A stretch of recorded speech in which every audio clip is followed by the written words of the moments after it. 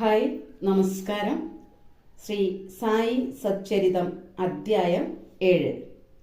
വിസ്മയാവഹമായ അവതാരം. സായിബാബയുടെ സ്വഭാവം, യോഗ സാധനകൾ, സർവവ്യാപിത്വം, കുഷ്ഠരോഗി ഭക്തന്റെ സേവനങ്ങൾ, കബർദിയുടെ മകന്റെ പ്ലേഗ്, പന്തർപൂർ യാത്ര.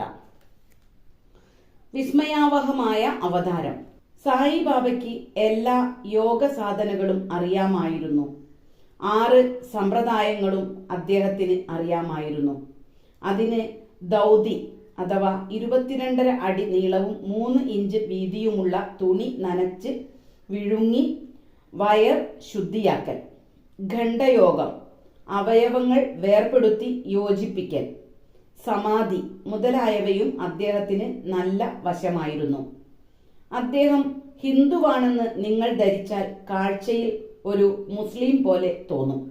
മുസ്ലിം ആണെന്ന് ധരിച്ചാൽ കാഴ്ചയിൽ ഒരു ഭക്തനായ ഹിന്ദു പോലെ തോന്നും.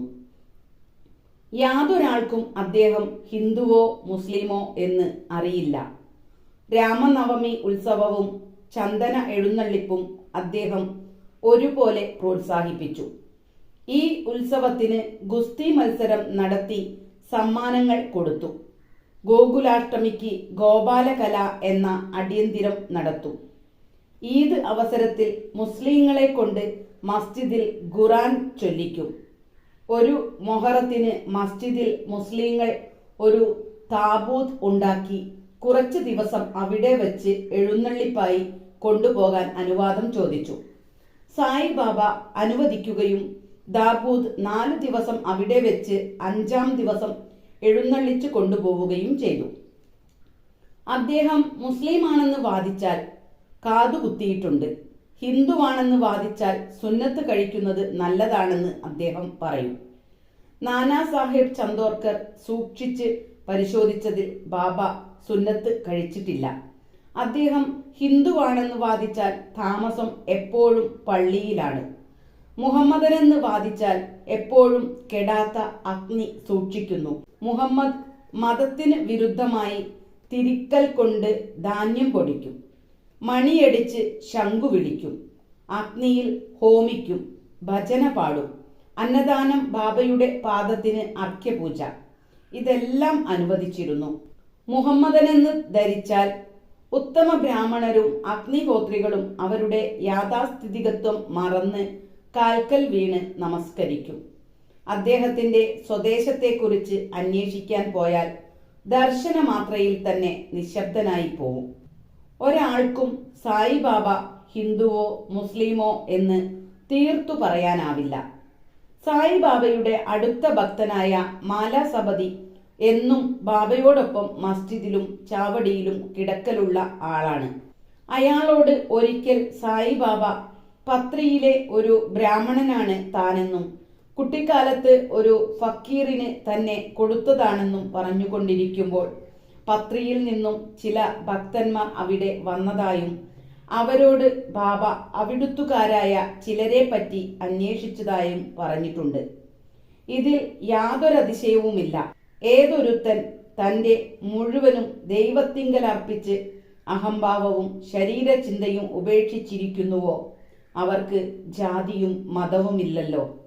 സായിബാബ പോലുള്ള ഒരു മഹാത്മാവിന് ജാതിയും മതവും തമ്മിൽ, ഒരു ജീവിയും മറ്റൊരു ജീവിയും തമ്മിൽ യാതൊരു വ്യത്യാസവുമില്ല. അദ്ദേഹം ഫക്കീർമാരൊന്നിച്ച് മത്സ്യമാംസങ്ങൾ ഭക്ഷിക്കുമായിരുന്നു.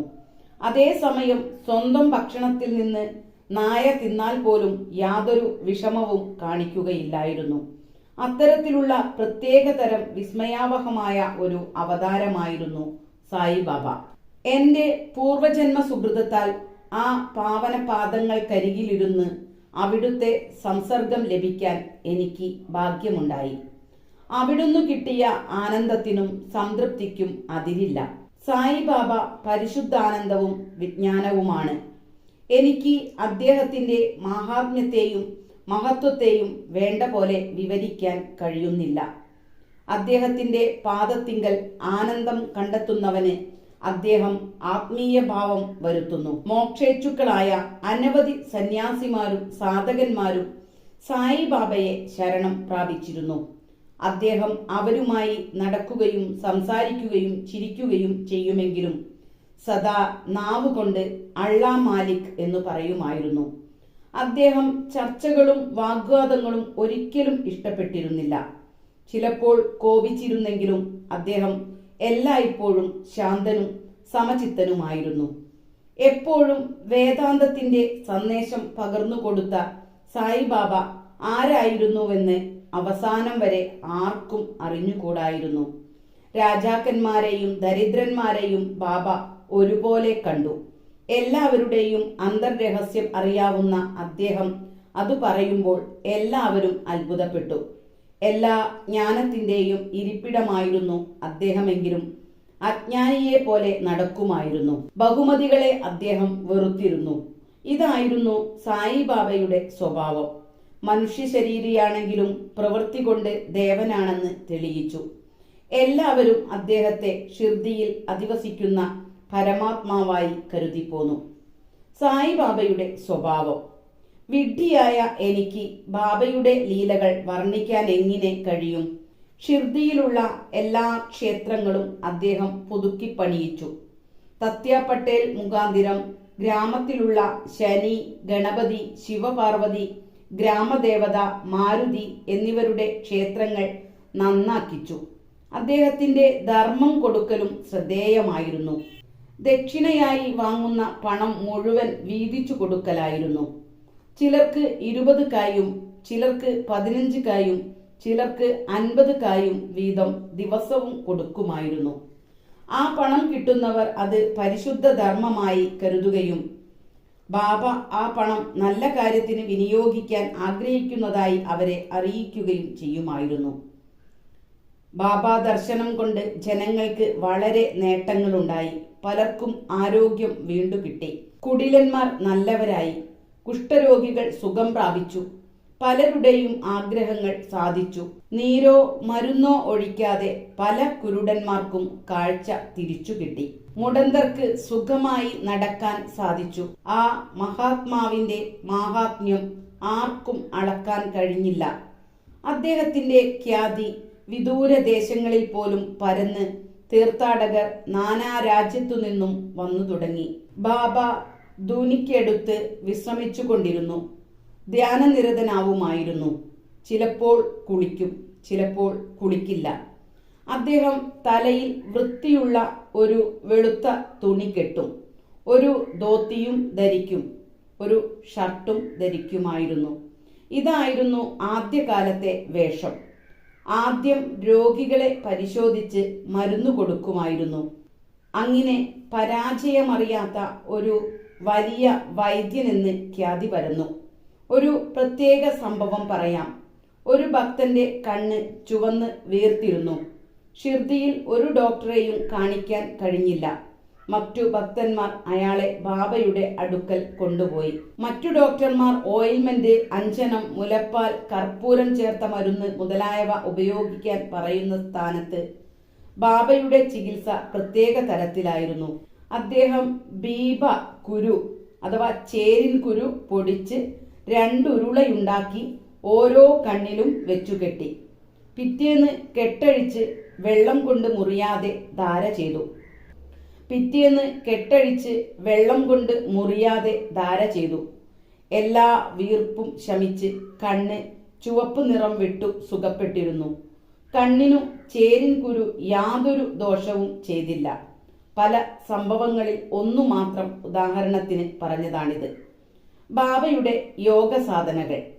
ബാബയ്ക്ക് എല്ലാ യോഗ സാധനങ്ങളും അറിയാമായിരുന്നു. 2 സംഭവങ്ങൾ ഇവിടെ പറയാം. ഒന്ന്, ദൗതി അഥവാ ശുദ്ധിയാക്കുന്ന വിധം. ബാബ മസ്ജിദിൽ നിന്ന് 3 ദിവസത്തിലൊരിക്കൽ ഒരു അരയാലിനടുത്തുള്ള കിണറ്റിൻകരയിൽ പോയി വായ് കഴുകി കുളിക്കുമായിരുന്നു. ഒരിക്കൽ കുടലുകളെല്ലാം ഛർദിച്ച് അകവും പുറവും കഴുകി വൃത്തിയാക്കി ഒരു ജാമ്പ മരത്തിന്മേൽ ഉണക്കാനിട്ടു. ഇത് കണ്ട പലരും ഷിർദിയിൽ ഇപ്പോഴും ഉണ്ട്. അവർ അത് നടന്നതാണെന്ന് പറയുകയും ചെയ്യും. സാധാരണ ദൗതി 22.5 അടി നീളം 3 ഇഞ്ച് വീതിയിലുള്ള തുണി നനച്ചു വിഴുങ്ങി അരമണിക്കൂർ വയറ്റിൽ നിർത്തി പുറത്തെടുക്കലാണ്. ബാബയുടെ ദൗതി പ്രത്യേക തരത്തിലുള്ളതാണ്. 2. ഗണ്ഡയോഗം. ഈ വിധത്തിൽ ബാബ അവയവങ്ങൾ ഓരോന്നും ദേഹത്തിൽ നിന്ന് പറിച്ചെടുത്ത് മസ്ജിദിന്റെ ഓരോ ഭാഗത്ത് വെച്ചു. ഒരിക്കൽ ഒരു മാന്യൻ മസ്ജിദിൽ പോയപ്പോൾ ബാബയുടെ അവയവങ്ങൾ ഓരോന്നും ഓരോ ഭാഗത്തായി കിടക്കുന്നതായി കണ്ട് അയാൾ പേടിച്ച് ഗ്രാമത്തിൽ പോയി ബാബയെ ആരോ വെട്ടിനുറുക്കി വധിച്ചു എന്ന് വിവരം പറയാൻ ഉദ്ദേശിച്ചു. പിന്നീട് അയാൾക്ക് വല്ല കുഴപ്പവും വന്നാലോ എന്ന് ഭയന്ന് മിണ്ടാതിരുന്നു. പിറ്റേന്ന് അയാൾ മസ്ജിദിൽ പോയപ്പോൾ ബാബയെ എല്ലാ അവയവങ്ങളോടും കൂടി ആരോഗ്യവാനായി ഇരിക്കുന്നത് കണ്ടു. തലേന്ന് കണ്ടത് ഒരു സ്വപ്നമായിരിക്കുമെന്ന് അയാൾ വിചാരിച്ചു പോയി. ബാബ കുട്ടിക്കാലം മുതൽക്കേ യോഗാഭ്യാസം നടത്തിയിരുന്നു. ആർക്കും അദ്ദേഹത്തിനുള്ള ജ്ഞാനത്തെപ്പറ്റി അറിഞ്ഞുകൂടാ. അദ്ദേഹത്തിന്റെ ചികിത്സയ്ക്ക് യാതൊരു പ്രതിഫലവും വേണ്ടായിരുന്നു. രോഗബാധിതരായി കഷ്ടപ്പെടുന്നവർക്ക് അദ്ദേഹം ആരോഗ്യം വീണ്ടുകൊടുത്തു. ഈ ഡോക്ടർമാരുടെ ഡോക്ടർക്ക് മറ്റുള്ളവരുടെ സുഖത്തിൽ മാത്രമായിരുന്നു ശ്രദ്ധ. അതിൽ അദ്ദേഹം അസഹ്യമായ പല വേദനകളും യാതനകളും അനുഭവിക്കുകയും ചെയ്തിരുന്നു. ഒരു ഉദാഹരണം താഴെ പറയാം. അതിൽ സായിബാബയുടെ സർവവ്യാപിത്വവും കരുണയും വ്യക്തമാകും. ബാബയുടെ സർവവ്യാപിത്വവും കരുണയും 1910 ദീപാവലി ദിവസം ധുനിക്കു മുന്നിൽ ബാബ തീ കാഞ്ഞുകൊണ്ടിരിക്കുകയായിരുന്നു.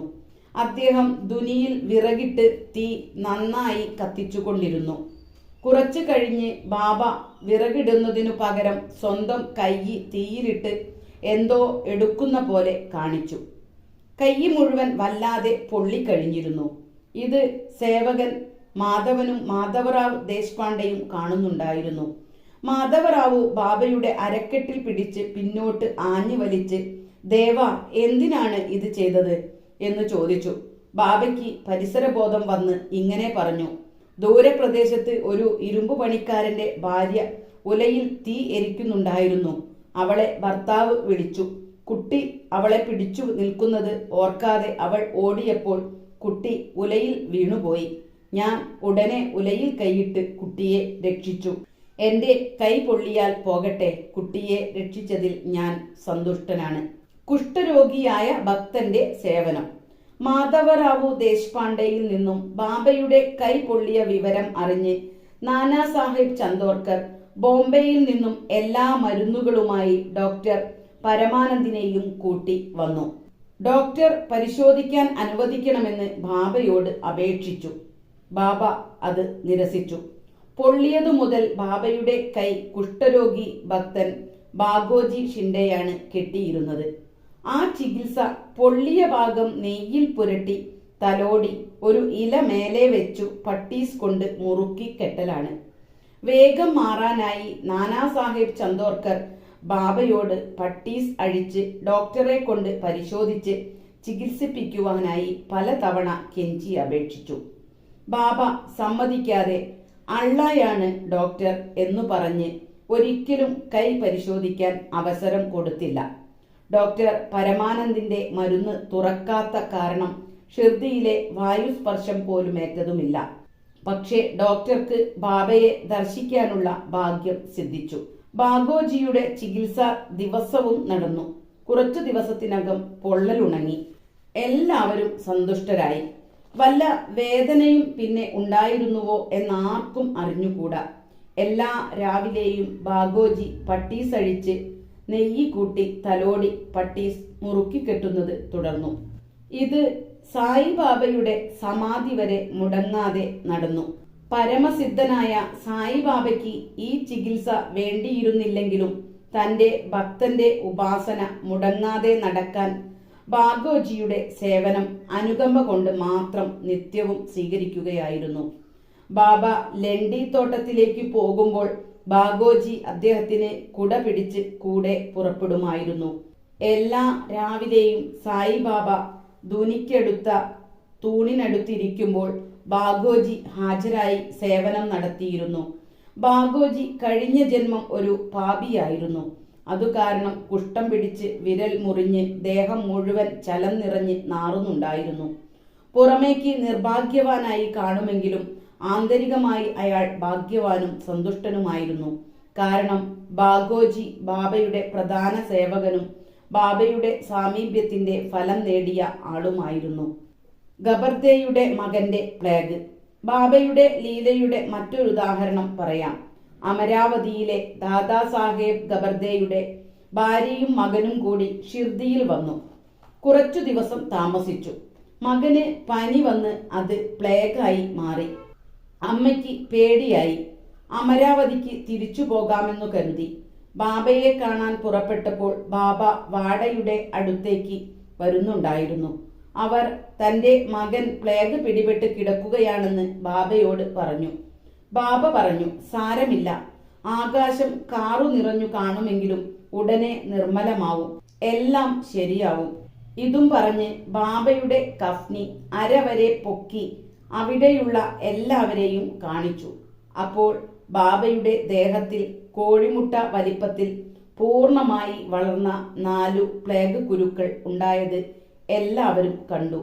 നോക്കുവിൻ, എൻ്റെ ഭക്തന്മാർക്കു വേണ്ടി എനിക്ക് എന്തെല്ലാം സഹിക്കണം, അവരുടെ ദുഃഖം എൻ്റെ ദുഃഖമാണ് എന്ന് പറഞ്ഞു. ഇതു കണ്ട് ഋഷിമാർ ഭക്തന്മാർക്കു വേണ്ടി സഹിക്കുന്ന കഷ്ടപ്പാടിനെ പറ്റി കാണികൾക്ക് ബോധ്യം വന്നു. ഋഷിമാരുടെ മനസ്സ് ആർദ്രവും വെണ്ണയേക്കാൾ മൃദുലവുമാണ്. അവർ ലാഭേച്ഛ കൂടാതെ ഭക്തന്മാരെ സ്നേഹിക്കുന്നു. അവർ ബന്ധുക്കളാണെന്ന് കരുതുന്നു. പന്തർപൂർ യാത്രയും താമസവും. സായിബാബ എപ്രകാരം ഭക്തന്മാരെ പ്രേമിച്ചെന്നും അന്യരുടെ ആഗ്രഹങ്ങളും ചലനങ്ങളും എങ്ങനെ മുൻകൂട്ടി മനസ്സിലാക്കി എന്നും വിവരിച്ച് ഞാൻ ഈ അധ്യായം അവസാനിപ്പിക്കാം. ബാബയുടെ വലിയ ഭക്തനായ നാനാ സാഹേബ് ചന്ദോർക്കർ ഗണ്ടേഷിയിലെ നന്ദർബാറിൽ മാംലത്ദാർ ആയിരുന്നു. അയാൾക്ക് പന്തർപൂരിലേക്ക് സ്ഥലം മാറ്റം കിട്ടി. അദ്ദേഹത്തിന്റെ സായിബാബ ഭക്തി അങ്ങനെ ഭൂമിയിലെ സ്വർഗമായ പന്തർപൂരിൽ താമസിക്കാൻ സാധ്യമായതിനാൽ ഫലവത്തായി. ഉടനെ ചാർജ് എടുക്കേണ്ടതുള്ളതിനാൽ ഷിർദിയിൽ ആരെയും എഴുതി അറിയിക്കാതെ പെട്ടെന്ന് പുറപ്പെട്ടു. അദ്ദേഹത്തിന് തന്റെ പന്തർപൂരായ ഷിർദിയിൽ ആരെയും മുൻകൂട്ടി അറിയിക്കാതെ വന്ന് തന്റെ വിറ്റോബയായ ബാബയെ ദർശിക്കണമെന്നും എന്നിട്ട് പന്തർപൂർക്ക് പോകണമെന്നും ആഗ്രഹമുണ്ടായിരുന്നു.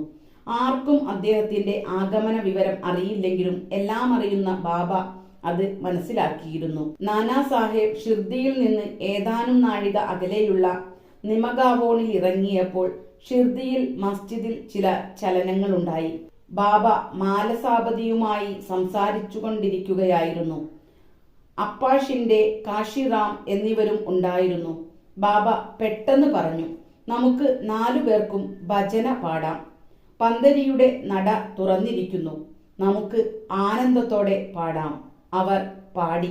പാട്ടിന്റെ അർത്ഥം പന്തർപൂരിൽ പോകണം, എനിക്കവിടെ താമസിക്കണം, അതെന്റെ പ്രഭുവിന്റെ ആസ്ഥാനമാണ് എന്നായിരുന്നു. ബാബ പാടും, മറ്റുള്ളവർ ഏറ്റുപാടും. കുറച്ചു സമയത്തിനുള്ളിൽ നാനാ സാഹേബും കുടുംബവും വന്നെത്തി. നമസ്കരിച്ച ശേഷം ബാബയോട് അവരോടൊപ്പം പന്തർപൂരിൽ ചെന്ന് താമസിക്കാൻ അപേക്ഷിച്ചു. ഈ ക്ഷണം ആവശ്യമില്ലായിരുന്നു. കാരണം കൂടെ പാടിയിരുന്ന ഭക്തന്മാർ പറഞ്ഞു, ബാബ പന്തർപൂരിലേക്ക് പോകാൻ താല്പര്യം കാണിച്ചിരിക്കുകയാണ്. ഉടനെ നാനാ സാഹേബ് മനസ്സലിഞ്ഞ് ബാബയുടെ കാൽക്കൽ വീണു. പിന്നെ ബാബയുടെ അനുവാദവും ഉദിയും അനുഗ്രഹവും വാങ്ങി നാനാ സാഹേബ് പന്തർപൂർക്ക് യാത്രയായി. ബാബയുടെ കഥകൾക്ക് അവസാനമില്ല. ഞാനിവിടെ തൽക്കാലം നിർത്തട്ടെ. അടുത്ത അധ്യായത്തിൽ മറ്റു വിഷയങ്ങൾ പറയാനുണ്ട്. മനുഷ്യജന്മത്തിന്റെ പ്രാധാന്യം, ബാബയുടെ ഭിക്ഷാടന ജീവിതം, ബയാജാബായിയുടെ സേവനം മുതലായ കഥകൾ. ശ്രീ സായിയെ നമിക്കുവിൻ. ലോകശാന്തി ഭവിക്കട്ടെ.